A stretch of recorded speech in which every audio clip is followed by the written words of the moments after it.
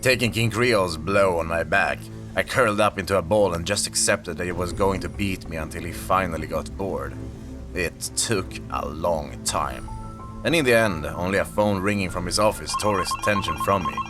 He looked over to his office and then down to me, sighing annoyed.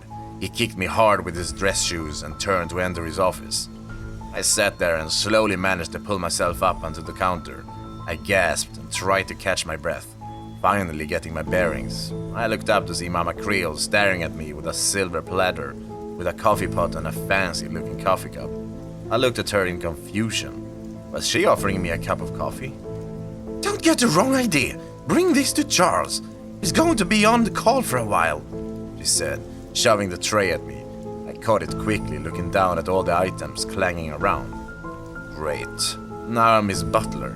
Why didn't I go to college? Sighing and nodding obediently, and walked over towards his office. Knocking softly, I pushed my way into the office and stared at him as he talked to someone through a rotary phone. "Monsieur Leblanc, comment allez-vous? Oui, tout va bien ici," he said with a genuine chuckle. I stared confused at Creole, never having heard him speak in French once in my entire time of knowing him. Not only was he a good speaker, it sounded like he always spoke in that language. Keeping my head down, I walked over to him and set his cup down, softly pouring some black coffee into his cup. He grabbed me by the shoulder and shoved me out of the way once it was enough. Elle?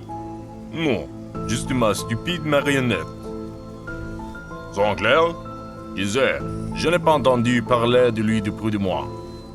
He mumbled into the phone, shooing me away with his hand and forcing me out of his office as he grabbed the cup I had poured for him and took a sip as he nodded to the receiver phone. Sighing once I was out of the office, I returned to my position at the counter as I looked down at its endless dust. "So, you met the Baron?" Creole's mother asked me as she sat in the rocking chair making a voodoo doll.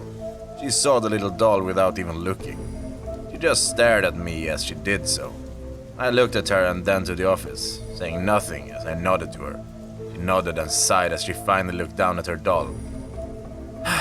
"When Charles died, I acted out of anger and sheer grief, and agreed that if I supplied him with as many bodies as he wanted, he would never allow my son to die again," she said with a sigh, rubbing the doll's little head and closing her eyes.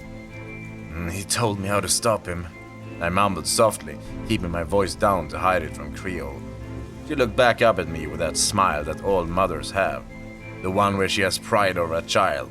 Chuckling, she set the doll down on my counter. "Bury him. I know.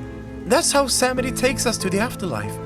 Because Creole is undead and has never been buried, I was able to put his soul back into his body. As long as he never goes into the ground, he'll never die," she explained to me, looking at the little doll she had made in seemingly no time at all. "It would also be how to put me back to rest." I looked at the woman who, since I had first accidentally brought back to life by accident, she was informing me how to beat her and her son. But why? She was his mother after all. She seemingly read my mind and stood to come over to me and take me softly by the shoulders. I shivered expecting a hit from her, but instead she wrapped her arms around me. "I've made mistakes. Seeing what Charles has done with his second chance of life really has opened my eyes to my mistakes," she sighed, letting me go and fixing my hair like a mother does when they see something out of place. "Well, you helped me?" I whimpered to her, submissively looking down to the floor, expecting to be hit or hurt for even asking for her help. But she pushed my chin up to be able to look at her. Her motherly eyes looked down at me like I was a little lost, abused puppy. Our little chat was interrupted by Creole, who slammed the door to get our attention. We both looked over and stared at him as he watched the scene with a raised brow, walking over with his cane in his hand. "Mama, what are you doing with my puppet?" he asked, coming over to me and tapping his cane on the floor, causing me to stand up straight and rigid. Walking over to him, I stared at him in terror as he raised the cane up to scare me. Luckily, he was interrupted by the front door opening, and a small child running and wrapping her arms around him. "Mr. King Creole!" Olivia hummed as she hugged him. His tone instantly changed as he turned to look at her with a bright smile. picking her up and smiling at her. Olivia! My! Why, isn't it a surprise to see you here? He hummed as he sat her on the counter. I stared at her and then looked over to the door to see Alexandra standing there, too ashamed to look at me as she walked into the shop. She looked over to Mama Creel and bowed her head in respect to the old woman. What are you all doing here anyway? He asked Olivia, the little girl looking up at him with her innocent little eyes. She then pointed over to the door, following her fingers. He saw she was pointing at Alexandra, who moved out of the way and revealed Sophie crawling into the shop and staring up at Creel. She was looking worse, her human half rotting and her doll half leaking stuffing. You! She snarled, pouncing up with speed and velocity enough to tackle Creel and sending him over to the counter as she attacked him. Creel let out a growl as he was tackled and attacked. His mother quickly rushed behind the counter to help him. I stared in awe at it, and with a quick snipping sound, I saw that Alexandra had rushed over and cut the strings holding me. Quickly! We don't have much time! She said quickly, grabbing me by the tie and rushing out of the store. Olivia followed after us, apologizing to the Creoles over and over as we ran. I looked back at the shop as it went out of view. I looked over them to Alexandra swallowing the bile building up in my throat. Why? Why are you helping me? I asked her softly. She looked over to me and sighed as she slowed down and let Olivia catch up with us. The little girl gasped and climbed into her mother's arms as she collapsed in exhaustion. These little legs could only take her so far. It's the right thing to do. I cannot leave you to suffer as Mary did for all those years. And if we lift the curse of Creel from you, then perhaps you may return to normal. She explained to me, pointing over to the cemetery in the distance. I looked over there and then looked back towards the shop. Creel's words echoed in my mind. That I had no one left. I had murdered my parents. I'd been murdered and brought back to life for one reason only. To be the plaything of the Voodoo King Creole. I don't know, Alexandra. What if I try and kill you? I asked her. She scoffed and smiled at me.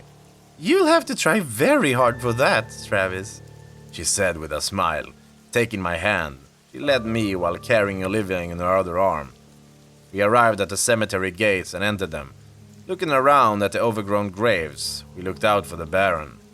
Olivia, who was now out of her mother's arms, tugged on my dress pants. I looked down at her and got to her level, and she greeted me with Tempe in her hands.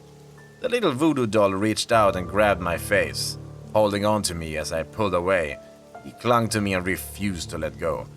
I gave a soft, tired smile as I pulled him off and held him into my hands. He clung to my fingers then, as he seemingly refused to be separated from me. I missed you too, little guy. Olivia, hand me the purse, baby girl. Alexandra asked. Olivia nodded happily and ran over to the gate and grabbed the bag. Bringing it to her mother, she smiled and received a head pat for her efforts. Fishing through the bag, Alexandra picked up a bottle of rum. Thank you, Sophie, she sighed, holding the bottle up and shaking it. Seemingly instantly, a hand reached out and grabbed the bottle. The Baron appeared from the grave beneath her. He grabbed it and pulled himself up with some grunts. Patting the dirt off of him, he looked down lovingly to the little bottle, before looking over to me with a raised brow and a scoff. You look like that asshole, he chuckled, putting the neck of the bottle in his mouth and biting it off, spitting the top of the bottle away and swigging the rum like it was water, letting out a satisfied groan as he pounded his chest with his hand. I looked at the floor to avoid his judgmental gaze. We acquire your assistance, Baron Samedi, Alexandra said, causing the tall black man to look at her with a raised brow, as he took a good long swig of the rum. Finally finishing his pull of the bottle, he looked at her with an interested gaze. You're with him? He asked, pointing over to me. She responded with a nod. He nodded and understood that we were all working against Creole.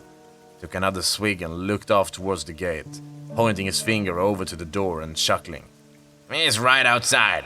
Whatever you're gonna do, better do it quickly, he said with a soft giggle, going back into his hole with his bottle of rum. Great help, I mumbled, softly rubbing Tempe's head with my thumb as I looked over to the gate.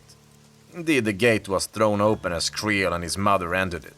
In Creole's hand, was what was left of Sophie, body mangled beyond recognition. He tossed it to us and caused Olivia to run to Alexandra and hide behind her mother. "Oh, ho, ho! I've got all of you right where I want you," he chuckled, walking over and stepping on the corpse of Sophie. Walking over to us as his mother stayed by the gate entrance, looking around the graveyard she had been buried in. "Travis, my boy, you want to prove to me that you're a good boy, don't you?" he asked me, tilting his head as he looked at me. I stared back at him. He was right. I just wanted to show him that I was good and didn't want to be punished anymore. How could I make it so I was a good boy? Maybe, if I kill Alexandra? She'd been such a problem to him ever since he had given her the second chance of being a mother. I began, but something pulled me back from the chain of thoughts. I looked down at Tempe as he pulled on my fingers. I looked down at him and he vigorously shook his head at me.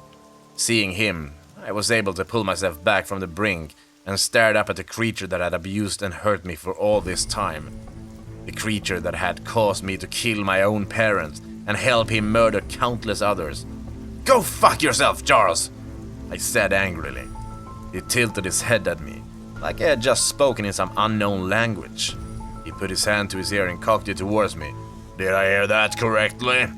Guess I'll have to beat some sense into you," he said with a giggle, coming over to me only for his mother to grab him by the shoulder. He looked back at her confused. "Charles, leave him! You can always create a different puppet." She pointed out to him. He looked to her like she had just stabbed him. He shrugged off her hand and stared at her in complete disbelief. "What?" he asked, staring at her and gritting his yellow teeth. "You think I'm just gonna let him go? After all the shit he's done to me?" He screamed, his mouth wide open and snapping a good many of his stitches. His mother tried to calm him down, but he simply shoved her off of him. "Charles, I always taught you to never be selfish. Just let him go. The poor boy has suffered enough," she begged, pushing her son back and pointing an accusing finger at him. The Voodoo King stared back at me and then to his mother. "You brought me back to life. That was selfish. You kept me alive. That was selfish. You do not get to tell me never to be selfish," he shouted, turning to me and pointing. "He will belong to me forever," he growled, grabbing his cane and coming over to me.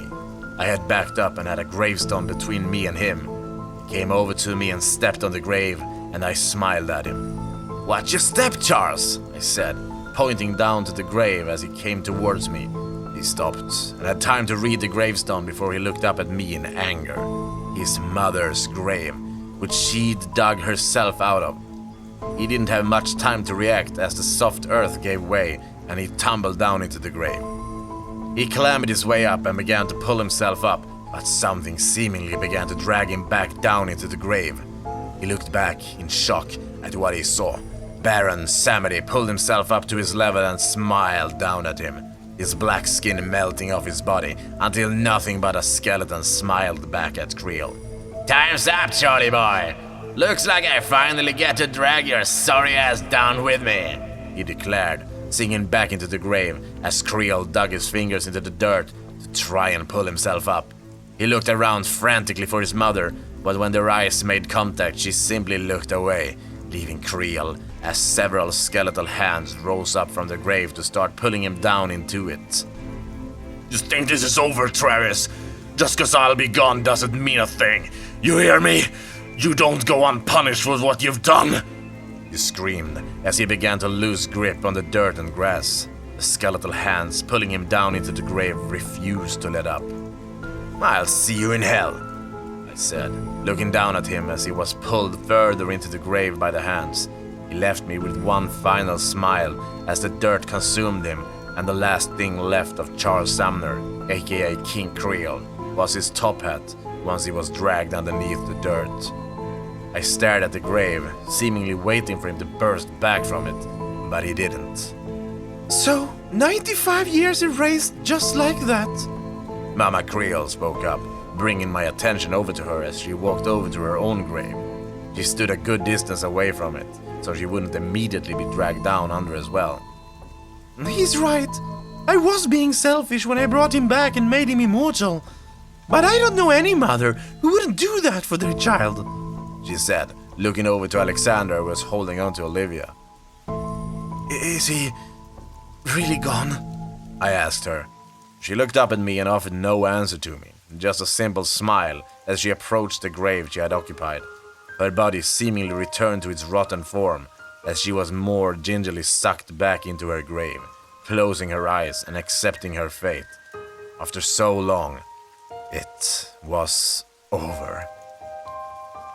I looked over at Alexandra and Olivia, who looked at me with a sense of fear. But when I came over to them, they offered me hugs and held me as I cried hard into them.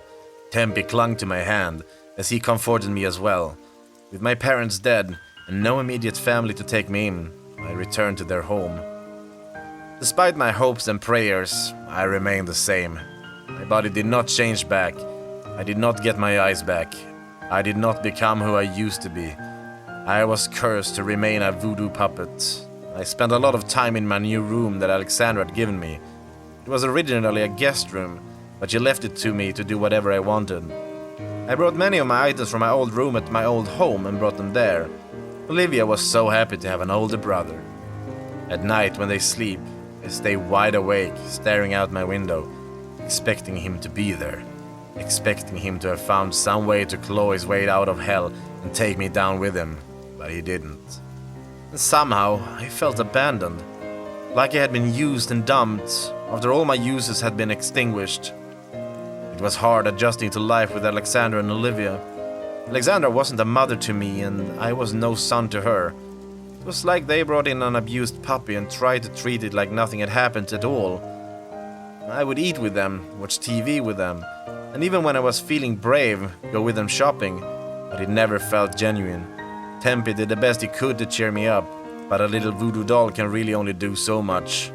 Each day dragged on and on. Alexandra tried to talk me into seeing a therapist, but what therapist would look at me and be able to help me? And I bet you guys are wondering about the elephant in the room, my blackouts, and my murderous tendencies.